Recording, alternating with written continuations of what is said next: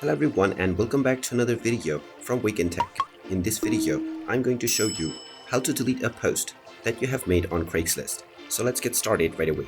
First of all, open up your web browser and then in the address bar type in craigslist.org and press enter. You will now be taken into the official Craigslist website. Now if you haven't logged into your account already, you can click on the account icon at the top right corner and proceed forward with your credentials. Once you have been logged in and taken into the homepage, if you wish to delete any post that you have created, click on Account at the top right to end up within your account page. Now underneath Most Recent, you will see the most recent posts that you have made. You can also click on the All Postings section in order to find the rest of your post. Once you find the post which you wish to delete, look underneath the Manage option and you will see the Delete option as well. Go ahead and click on it, and now this post will be deleted from your Craigslist account and you will be notified about this.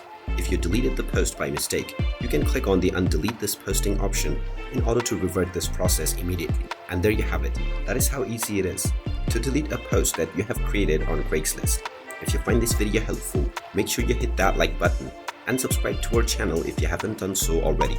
Also ring that notification bell to never miss another update from us. Thank you for watching and I will see you again in the next video.